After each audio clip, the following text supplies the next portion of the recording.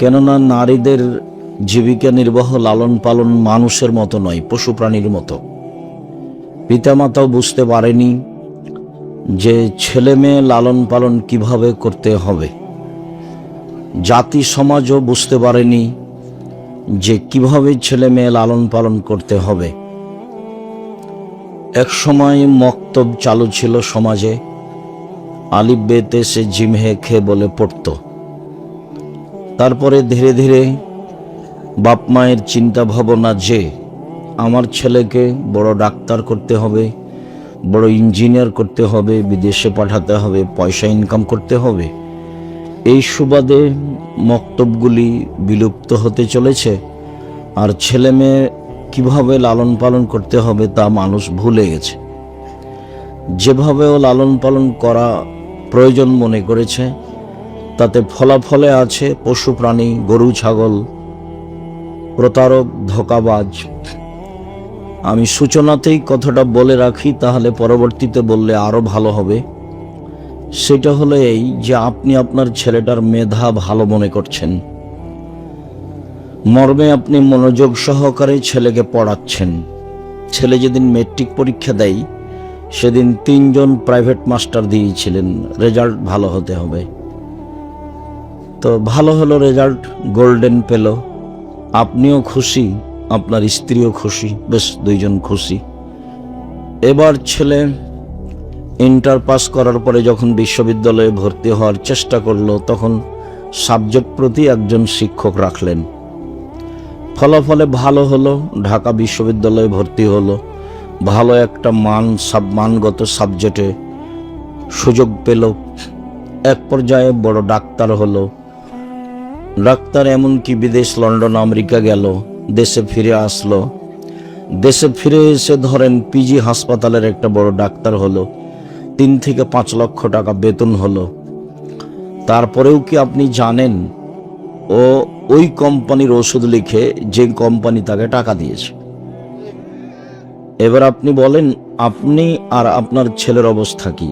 তাতে আমি বলেছি পশু প্রাণী নিম্ন শ্রেণীর মানুষ, আর আল্লাহ বলেছেন এরা কুকুর শ্রেণীর চেয়ে খারাপ।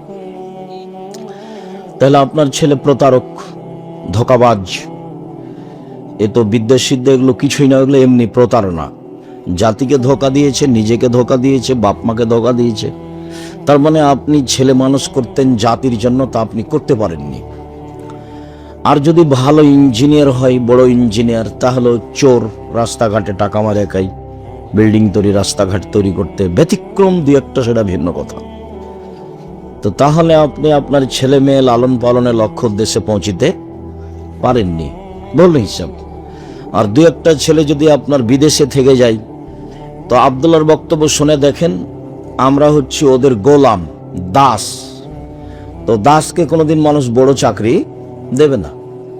তাতে উদাহরণে বলেছে যে যারা পদ্মা সেতু করেছে, আমাদের যারা ইঞ্জিনিয়ার, দেশের যারা উচ্চ শিক্ষিত, তারা হলো নিম্ন লেভেলের মানুষ, ওরা লেবার মিস্ত্রিকে চড়ায়। আমাদের যারা দেশের মেধাবী ছেলে, ভালো ইঞ্জিনিয়ার, ওরা হলো লেবারদের দায়িত্বশীল। আর যারা পদ্মা সেতু পরিকল্পনা করে তারা হলো ইহুদি খ্রিস্টান।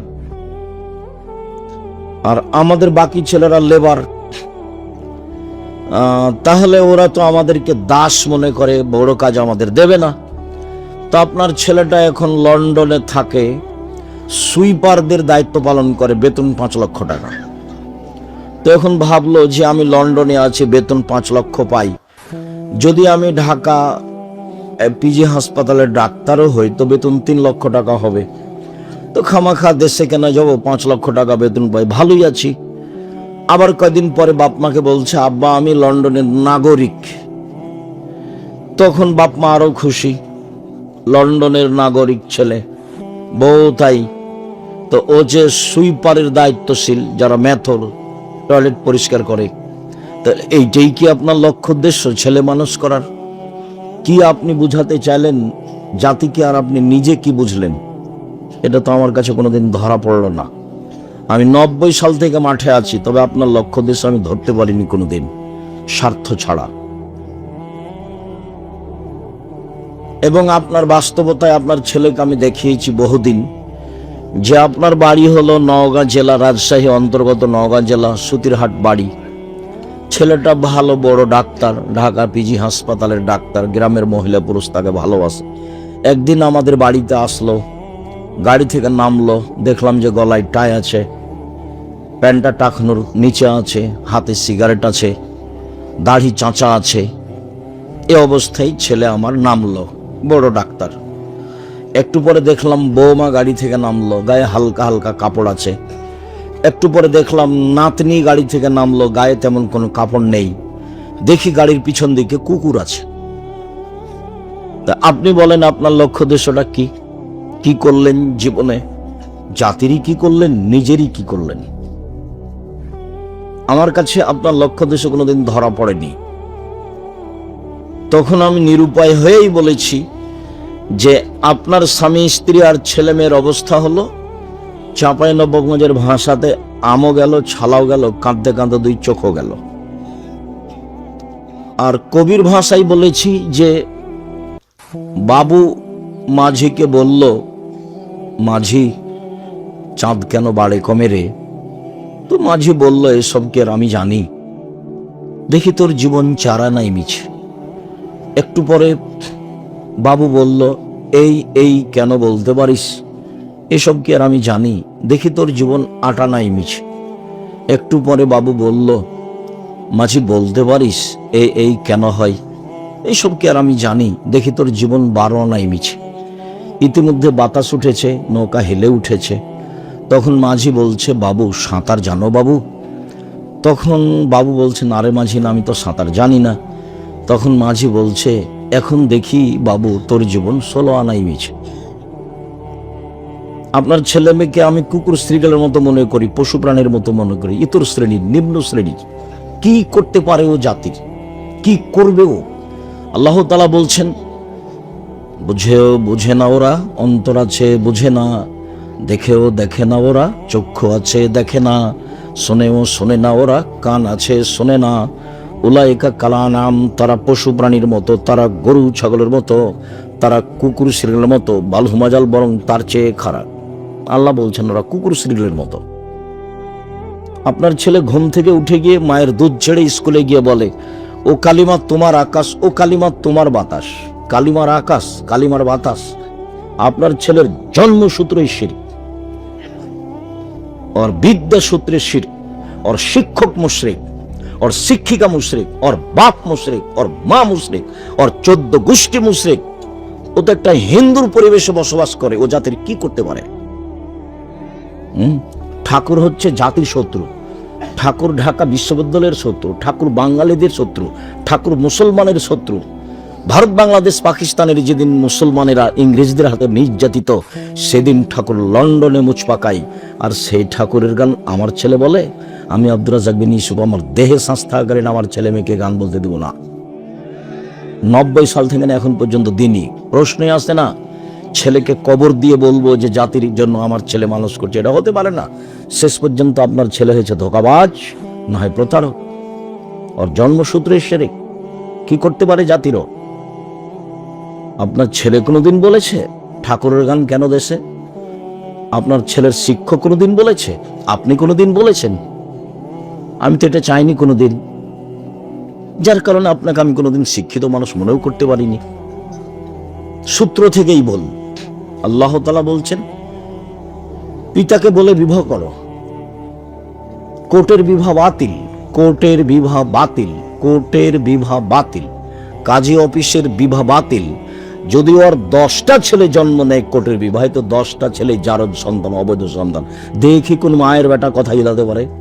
90 সাল থেকে বলছি, 90 সাল থেকে, 2-1 দিন থেকে বলিনি। আল্লাহ রাসূল বলছেন, লা নিকাহ ইল্লা বিওয়ালিন, বাপ ছাড়া বিবাহ হবে না। তো ওখানে বাপ নেই, মেয়ের বিবাহ হলো কি করে?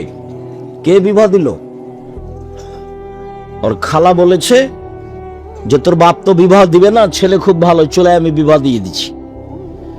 তো ওর খালা বিবাহ দিয়ে দিয়েছে। আল্লাহর নবী বলছেন যে আইয়ুমা ইমরাতিন নাকাহাত বেগের ইজনে ওয়ালিহা ফানিকাহ বাতিল, ফানিকাহ বাতিল, ফানিকাহ বাতিল। যে কোনো মহিলা নিজে নিজে বিবাহ বসলো, তার বিবাহ বাতিল। তার বিবাহ বাতিল, তার বিবাহ বাতিল। রাসূল সাল্লাল্লাহু আলাইহি ওয়াসাল্লাম বললেন, লা তুজাব্বিজুল মারাতু নাফসাহা, কোনো মহিলা কোনো মহিলার বিবাহ দিতে পারে না, কোনো মহিলা নিজে নিজে বিবাহ বসতেও পারে না, কোনো মহিলা কারো বিবাহ দিতেও পারে না, কোনো মহিলা নিজে নিজে বিবাহ বসতেও পারে না। তা আল্লাহ রাসূল না করে দিয়েছেন।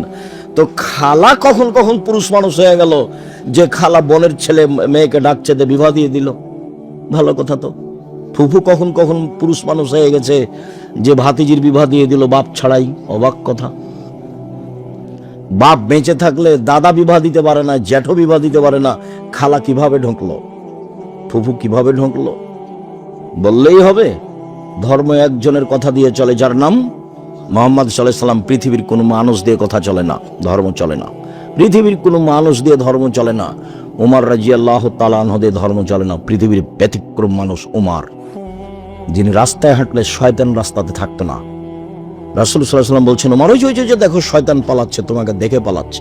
অথচ শয়তান ভিন্ন পদার্থের আর উমর রাদিয়াল্লাহু তাআলা আনহু ভিন্ন পদার্থের। উমরের এমন কোনো ক্ষমতা নেই যে শয়তানের গায়ে একটা থাপ্পড় মারতে পারে।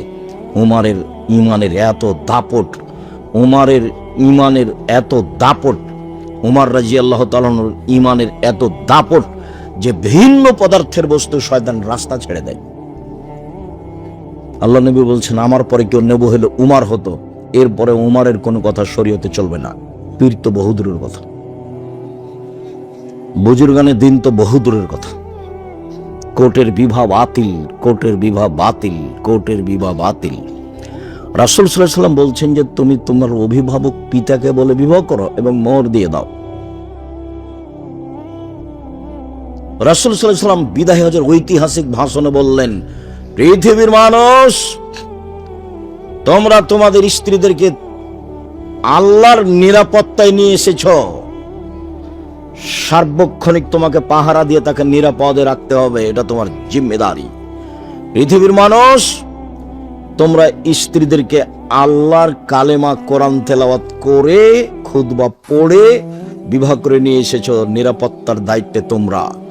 তিনি বলেন, পৃথিবীর মানুষ, আমি ঐতিহাসিক ভাষণে বলে গেলাম বিদায় হজের মাঠে, ওদের রুজির দায়ভার তোমাদের উপরে রয়েছে, ওদের কাপড় চোপড়ের দায় দায়িত্ব তোমার উপর রয়েছে।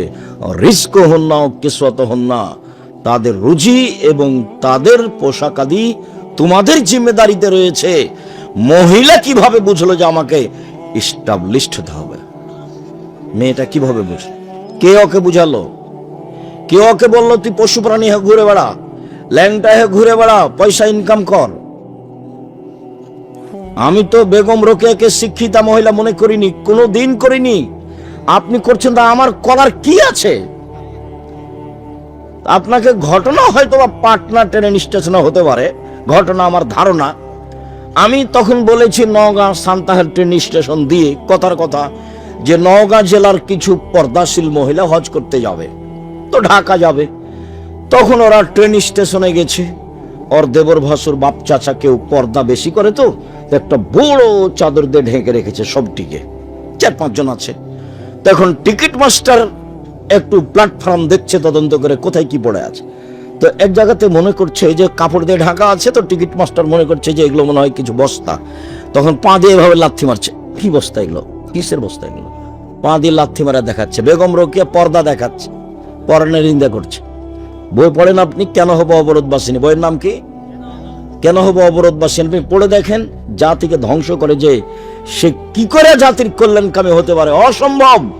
সম্মানিত দিনী ভাই বোন, আপনার সূত্রই ভিন্ন। আবু হুরায়রা রাদিয়াল্লাহু তাআলা আনহু বলেন, রাসূল সাল্লাল্লাহু আলাইহি সাল্লাম বলেছেন, তুনকাহুল মারাত লিআরবাইন, মেয়েদেরকে বিবাহ করা হয় 4টা জিনিস দেখে, যা আমি বলিনি। মেয়েদেরকে বিবাহ করা হয় 4টা জিনিস দেখে, যা আমি বলিনি। 1, তুনকাহুল মারাতুল লিহাসাবিহা, তার বংশ দেখে বিবাহ করা হয়, আমি তা দেখতে বলিনি। ওলে মালেহা, তার অর্থ সম্পদ দেখে তাকে বিবাহ করা হয়, তা আমি বলিনি। ওলে জামালেহা, তার সুন্দরতা দেখে মানুষ বিবাহ করে, যেটা আমি বলিনি। ওলে দ্বীনেহা, তার পর্দা দেখে বিবাহ করা হয়। পৃথিবীর মানুষ, ফাজফার বেজাতির দিন, তোমরা ধার্মিক মেয়েকে প্রাধান্য দাও, এ কথা মুহাম্মদ সাল্লাল্লাহু আলাইহি সাল্লাম বলেন। আপনি তো সংসারই বুঝলেন না কাকে বিবাহ করতে হবে, কোন মেয়েকে পছন্দ করতে হবে, এটা তো আপনার হিসাবে আসলো না। কি করে আপনি সংসার করতে চান? আপনার ভিত্তি ঠিক নয়। আবার বিবাহের পদ্ধতি নওগাঁ জেলাতে যেটা আছে, চাঁপাই নবাবগঞ্জ জেলাতে যেটা আছে, বৃহত্তর রাজশাহীতে যা নিয়ম নীতি আছে, বিবাহের একটা নিয়ম নীতি জায়েজ নাই, সবই হারাম। তো যেভাবে আল্লাহ বিবাহ করতে বললেন সেটা করতে পারলেন না, যেভাবে নবী করিম সাল্লাল্লাহু আলাইহি সাল্লাম বিবাহ করতে বললেন সেটা করতে পারলেন না, আবার বিবাহ করার পদ্ধতিতে সামাজিক পথ অবলম্বন করলেন, রাসূলেরটা বাস্তবায়ন করতে পারলেন না, তাহলে বিবাহ সূত্র পদ্ধতি হারাম। বিবাহের শুরু থেকে শেষ পর্যন্ত নওগাঁ জেলাতে যা আছে একটা কাজও জায়েজ নয়, সব হারাম। তারপরে বউ নিয়ে আসলেন, কিভাবে বাড়ি সাজালেন? বর বাসর ঘর তো সাজাতে হবে, এটা আল্লাহ রাসূলের আদেশ। বাসর ঘর সাজাতে হবে, এটা আল্লাহ রাসূলের নিজের কর্ম। আসমা বিনতে ইয়াজিদ বলছেন যে কাইয়ামতু রাসূল আয়েশাতে লিরাসূলিল্লাহ সাল্লাল্লাহু আলাইহি ওয়াসাল্লাম, আমি আয়েশাকে কনে হিসেবে বাসর ঘরে দিব তাই সাজালাম। কিভাবে? আয়েশা রাদিয়াল্লাহু তাআলা আনহা বলেন, আমার বিবাহ হয়েছে 7 বছর বয়সে, আমার বাসর ঘর হয় 9 বছর বয়সে। আমি আমার বান্ধবীদেরকে নিয়ে খেলাচ্ছিলাম দোলনায়। দোলনার একদিক উঁচু হলে একদিক নিচু হয়, আমরা বান্ধবীরা দোলনায় উঠে খেলাচ্ছিলাম। হঠাৎ আমার মা ডাক দিল, আয়েশা। আমি দৌড়িয়ে আসলাম, তখন আমার গায়ে কিছু ধুলাবালি লেগেছিল। আমার মা সেগুলো মুছে দিলেন, দিয়ে একটা ঘরে নিয়ে গেলেন। দেখি সেখানে আনসারীদের মহিলা। বুঝতে পারলাম না বিষয়টি কি। আনসারী মহিলারা আমাকে সাজালো, কি দিয়ে সাজালো তা তিনি বলেননি। তিনি বলেছেন যে আনসারী মহিলারা আমাকে সাজালো, এ কথা আয়েশা রাদিয়াল্লাহু তাআলা আনহা বলেন। তবে রাসূল সাল্লাল্লাহু আলাইহি সাল্লাম বলেছেন, তিবুর রিজালে মাযাহারা রিহুহু, পুরুষের সুগন্ধি যা গন্ধ পাওয়া যায় দেখতে পাওয়া যায় না। পুরুষের সুগন্ধি যা গন্ধ পাওয়া যায় দেখতে পাওয়া যায় না। পুরুষের সুগন্ধি যা গন্ধ পাওয়া যায় দেখতে পাওয়া যায় না। অতিবুন নিসায়ে মাযাহারা লাউনুহু ও খাফা রিহুহু, মহিলাদের সুগন্ধি যা দেখতে পাওয়া যায় গন্ধ পাওয়া যায় না। মহিলাদের সুগন্ধি যা দেখতে পাওয়া যায় গন্ধ পাওয়া যায় না। মহিলাদের সুগন্ধি যা দেখতে পাওয়া যায় গন্ধ পাওয়া যায় না। তার মানে আতর ব্যবহার করবে পুরুষ, আর মহিলাদের সাজগোজ করার জন্য যা কিছু আছে বিউটি পার্লারে, পদার্থ হারাম না হলে সবই জায়েজ। তবে বাড়িতে বিউটি পার্লারে ঢোকা যাবে না, ওইখানে যে মহিলা আছে তার সামনে মাথার কাপড় নামানো যাবে না, ওটা হারাম। তো তাহলে আয়েশা রাদিয়াল্লাহু তাআলা আনহার জন্য কিছু সাজানোর ব্যবস্থা ছিল। আসমা বিনতে ইয়াজিদ বলছেন যে আমি আয়েশাকে সাজালাম রাসূলের জন্য। আমার মা, এবার আয়েশা বলছে, আমার মা একটা ঘরে নিয়ে গেলেন, তখন ঠিক 8:30 9টা হবে। বাসর রাত মানে বাসর দিনে। তা আমি ভিতরে গেছি, তারপরে আমার মা চলে আসলেন, দেখি সেখানে আল্লাহর রাসূল। আমি বুঝলাম না ব্যাপারটা কি। ঘরে তো আল্লাহ রাসূল ছাড়া কাউকে আমি দেখি না। আমি তো আল্লাহ রাসূলকে ভালোভাবেই চিনি। উনি আমাদের বাসায় সকাল বিকালে আসতেন, সকালে আসতেন বিকালে আসতেন, সকালে আসতেন বিকালে আসতেন। বিবাহের পরে এগুলো মক্কার ঘটনা উনি বলছেন। হঠাৎ একদিন দেখছি ঠিক দুপুরে এসেছে। দুপুরে এসেই বলছেন, আবু বকর, কে এগুলো সরতে বলো। তো আবু বকর সিদ্দিক রাদিয়াল্লাহু আনহু, আপনারই তো পরিবার, মনে ওরা 2 বোন আছে, আসমা আর আয়েশা। তখন আল্লাহ রাসূল বলছেন ওদেরকে সরে যেতে বলো, মানে গোপন কথা আছে। তখন আবু বকর সিদ্দিক বলছেন যে ওরা আমার সাথে থাকবে, আপনি গোপন কথা বলেন। মানে আমি আর আয়েশা আর আসমা 3 জন একটাই সদস্য মনে করবেন। তারা গোপন কথা রক্ষা করতে এত সচেতন এবং মজবুত বুদ্ধিমতী। তারা আকাশ ভেঙে যেতে পারে, 2 হবে না, ওদের সরা লাগবে না। আপনি বলেন কি? বলছে হ্যাঁ, আদেশ হয়েছে আমাকেও চলে যেতে হবে, আর আমাদের মক্কায় থাকা হচ্ছে না, চলে যেতে হবে। কি করতে হবে? ঠিক আছে, 2টা উটের ব্যবস্থা করো। এইভাবে গিয়ে আমরা গাড়ে শহরে গিয়ে অবস্থান করব রাতে। তারপরে কিভাবে যেতে হয় ধীরে ধীরে যেতে হবে। যা হওয়ার তাই হলো, যেভাবে রাতে পালিয়ে যেতে হলো। তো কি বলছিলাম, আয়েশা রাদিয়াল্লাহু তাআলা আনহা বলেন, আমি আল্লাহ রাসূলকে খুব ভালোভাবে চিনি। কেন? তিনি আমাদের বাসায় সকাল বিকাল আসতেন। ওই হিজরতের আগে একবার সকালে আসতেন, একবার বিকালে আসতেন। বড় মানুষকেও যেতে হবে এখানে সেখানে, প্রয়োজন হলে মুহাম্মদ সাল্লাল্লাহু আলাইহি ওয়াসাল্লাম নিজে আসতেন আবু বকর সিদ্দিকের বাড়িতে। প্রয়োজন আল্লাহ রাসূলের কি হচ্ছে, কি পরিবেশ পরিস্থিতি, কি দাওয়াতি কাজ কি হতে পারে, এটা জিম্মেদারি আল্লাহ রাসূলের। বলছিলাম দেখি ঘরে কেউ নেই আল্লাহ রাসূল ছাড়া। তারপর আসমা আসলেন, এসে এক গিলাস পানি নিয়ে শরবত নিয়ে এসে বললেন আমাকে যে, আসমা এটা নাও, রাসূলের হাতে দাও। আমি তো লজ্জা পেয়ে গেলাম, আমি মাথা নিচু করে দিলাম। তখন আসমা আমাকে বলছেন, নাও গ্লাস নাও, রাসূলের হাতে দাও। একটু ধমকের কণ্ঠে বললেন। আমি গ্লাসটা নিয়ে রাসূলের হাতে দিলাম। রাসূল শরবত পান করলেন। তারপর আমাকে বললেন যে তুমি পান করো। আমি একটু পান করলাম। তারপর বললেন আসমাকে দিয়ে দাও। যখন আমি আসমাকে দিতে গেলাম, আসমা বললেন, আল্লাহ রাসূল, আমি আপনার হাত থেকে গিলাসটা নিতে চাচ্ছি। ঠিক আছে, তাই হলো। আয়েশা রাদিয়াল্লাহু আনহা আল্লাহ রাসূলের হাতে দিলেন। এবার আল্লাহ রাসূলের হাত থেকে আসমা নিলেন। বাসর রাতে মিঠাই ব্যবস্থা হবে, এটাও সুন্নাত। দেখেন আদর্শ পরিবার বই লেখা আছে, আপনার জন্য লিখেছিলাম, জাতিকে ফাঁকি দিনি। জাতির যদি রাস্তাঘাট করে দিতে না পারি, জাতির যদি স্কুল কলেজ করে দিতে না পারি, জাতিকে চূড়ান্ত সঠিক ধর্ম দিতে পারবো ইনশাল্লাহ। ধর্মের ব্যাপারে ফাঁকি দিয়ে আমি পরকাল হারাতে রাজি নই। মুখে আছি, কলমে আছি, মিডিয়ায় আছি এবং শক্তভাবে আছি। দীর্ঘ 90 সাল থেকে আজ পর্যন্ত পরিস্থিতি আমাকে কোনোদিন বাঁকা করতে পারেনি। পরিস্থিতির আমি 5 পয়সা দাম দিইনি কোনোদিন, সবসময় আছি, থাকবো ইনশাআল্লাহ। বিমানে মেয়েটা বলছে যে মাস্ক পরেন, আমি বলছি যে ধৈর্য ধারণ করো। মাস্ক পরেন মানে ধৈর্য ধারণ করো, মাস্ক পরেন, ধৈর্য ধারণ করো। 3-4 বার যখন হয়ে গেছে, তখন আমি বলছি তোমাকে চাকরি দেওয়াটা ভুল করেছে মালিক, তোমাকে চাকরি দিতে হতো না। আমি যখন বিমানে উঠি, তুমি দেখোনি যে আমার মুখে মাস্ক নেই? তুমি উঠতে দিলে কেন? তোমার চাকরি করা ঠিক নয় এখানে, মালিকের এটা উচিত।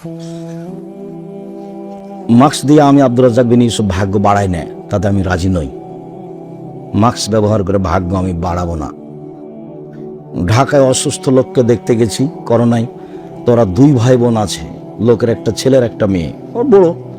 তো আমাকে বলছে, হুজুর ভিতরে যায়েন না, হুজুর ভিতরে যান না, এভাবে হাত জোড় করে আছে, ভিতরে যান না। আমি বলছি, তোমার আব্বার গায়ে হাত রেখে আমি দোয়া করে যাব, এতে যদি আমি মারা যাই, করোনা হয় আমার, আমি বলবো না তোমার বাপের কারণে হয়েছে। আমি বলবো পৃথিবী সৃষ্টির 50,000 বছর পূর্বে যখন 4টে জিনিস লেখা হয়, 1 হায়াতাহা তার জীবন, 2 মওতাহা তার মরণ, 3 রিজকাহা তার রুজি, 4 মাসায়েবা তার রোগ ব্যাধি। করোনা, সেই দিন যদি আমার নামে করোনা লেখা হয়ে থাকে, আজকে যদি আমি পাথরের মধ্যে ঢুকে যাই, তবু করোনা থেকে আমি রেহাই পাবো না। আর যদি সেদিন করোনা না লেখা হয়ে থাকে, যার করোনা হয়েছে তার গায়ের সাথে যদি গাও লাগে, আমি বাকি জীবন থাকি, আমাকে করোনা ধরবে না। আমি এইভাবে ভাগ্যকে বিশ্বাস করি। অতএব তোমার বাপের করোনা হয়েছে, সেই ভয়ে আমি ভিতরে যাব না, গায়ে হাত লাগাবো না। এরকম অপছন্দ না যায় হারাম কথা আমি আব্দুর রাজ্জাক বিন ইউসুফ বলি না। আর করোনার সূচনাতে ঘোষণা দিয়েছিলাম, কারো করোনা হলে আমি একসাথে খেতে প্রস্তুত। কেউ যদি মারা যায়, গোসল দিব আমি, জানাজা দিব আমি, কাফন দিব আমি, মাটিতে নামাবো সব আমি করবো একাই, কোনো চিন্তা নেই। তাতে আমার করোনা হলে আমি কাউকে যে বলবো না যে এই কারণে হয়েছে, ওটা তো আমি বলবো না। আমি বলবো কেন? 2 দিন বাঁচতে এসে শিরক করে বাঁচতে রাজি নই। মরতে তো হবে, আজ হোক আর কাল হোক। মরণ তো একদিন পরে হলেও হবে, আজকে হলেও হবে, 1 ঘন্টা 5 মিনিট পরে হলেও হবে, আর হবেই, এটা তো নিশ্চিত। শিরক করে বাঁচতে আমি রাজি নই, শিরক মুক্ত অবস্থায় বাঁচতে চাই। সম্মানিত দিনী ভাই বোন, মহিলাদের মর্যাদা আল্লাহ তাআলা অনেক বলেছেন। পরিবারের কিভাবে আপনার পরিবারটা আদর্শ হবে, সে অংশটুকু বলতে যাচ্ছে। তার আগে কয়েকটা কথা। মহান আল্লাহ বলেন, অকারনা ফি বুয়ুতিকুন্না ওয়ালা তাবাররাজনা তাবারুজাল জাহিলিয়াতিল উলা। হে মুসলিম মহিলা, বাড়িতে থাকো, বন্যতার যুগে, বর্বরতার যুগে, অসভ্যতার যুগে নারীরা যেভাবে রাস্তাঘাটে চলতো সেভাবে চলো না। এখন যেভাবে চলতে দেখছেন এটাই হলো বন্যতা, এটাই হলো বর্বরতা, এটা হলো অসভ্যতা, এটা হলো কুশিক্ষা। শিক্ষিতা নয়। শিক্ষিতাই যদি হয়, ওর কাছে যদি বিদ্যাই থাকে, তাহলে নখটা বড় কেন? নখ তো কেটে ফেলতে হবে, এটা নবীদের আদেশ।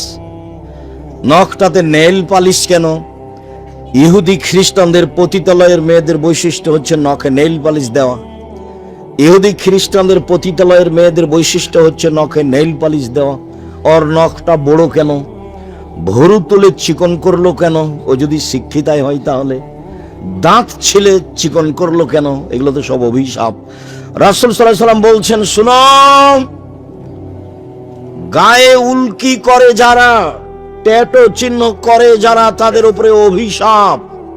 পরচুলা ব্যবহার করে যারা, তাদের উপরে অভিশাপ।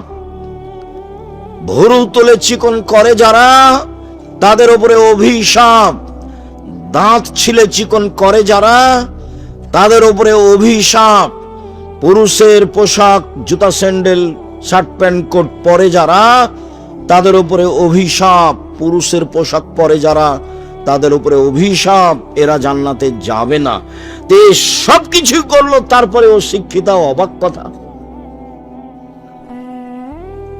দেন আজকের কথাই বলি, এসেছিল কিছুক্ষণ, চানাচুর বিস্কুট খেয়েছে, হ্যাঁ করতে করতে এসেছে, আবার চলে গেছে। এরার সাথে গল্প করেছে, খানিক চলে গেছে। তো ওরকম করলো কেন? ওর স্বামী নাই সেই জন্য। এরকম করলো কেন? ওর বাপ নাই সেই জন্য। আমি তো কোনোদিন বলিনি যে ওর বাপ আছে সেজন্য এরকম করছে, কেননা জিম্মেদার তো বাপ, জিম্মেদার তো স্বামী। হ্যাঁ করে গল্প করতে করতে আসলো, আমার রাস্তা বেয়ে চলে গেল। ও কেমনে শিক্ষিতা হলো, কেমনে মা হলো? কে ওকে মা বলছে? আমি তো বলিনি কোনোদিন। আমি আব্দুর রাজ্জাক বিন ইউসুফ, তাকে আমি পশু প্রাণীর মতো মনে করি, গরু ছাগলের মতো মনে করি। আপনার গায়ে কথা লাগলে আমার কিছু আসে যায় না। আপনার এই পরিবার পশু প্রাণীর মতো পরিবার। বুঝেও বুঝে না ওরা, অন্তর আছে বুঝে না, দেখেও দেখে না ওরা, চক্ষু আছে দেখে না, শুনেও শুনে না ওরা, কান আছে শোনে না। উলায়েকা কালানাম, তারা পশু প্রাণীর মতো, তারা গরু ছাগলের মতো, তারা কুকুর শ্রেণীর মতো, বালু মাজাল বরং তার চেয়ে খারাপ। মহান আল্লাহ বলেন, মহিলারা ওইভাবে চলতে পাবে না। জাহিলিয়াতের যুগে, বন্যতার যুগে, বর্বরতার যুগে, অসভ্যতার যুগে যেভাবে ঢং ঢং করে চলতো, মাথার চুল ছেড়ে আর ফ্যাশন বোরকা পরে, ভ্যানিটি ব্যাগ হাতে করে। চাঁপাই নওগাঁ জেলার পল্লীর এলাকায় বাড়ি, আবার ভ্যানিটি ব্যাগ নিয়ে সে চলে যায় রাজশাহী ঘুরতে। এখন এখানে এসেছে এমনিতে, ফ্যাশন বোরকা পরে আছে, এখন আছে। তাহলে ও কি? তো পশু প্রাণীর মতো। আপনি বলছেন এটা আমার মা, আপনি বলেন কি আব্দুর রাজ্জাক আমার কিছু করার নাই? এটা তোমার মা হবে কেন? এটা তোমার খালা। নতুন বলিনি আমি, ওকে খালা বলে ডাকবো। ও তোমাকে মানুষ করতে পারেনি, তোমার নানি তাকে মানুষ করতে পারেনি, তোমার দাদা তোমার নানা তাকে মানুষ করতে পারেনি, তাকে পশু প্রাণীর মতো করে মানুষ করেছে। সে মাঠে আসে, হ্যাঁ করে হাসে, হ্যাঁ করে চলে যায়। কি করে কেন যাবে? সে তো মহিলা মানুষ।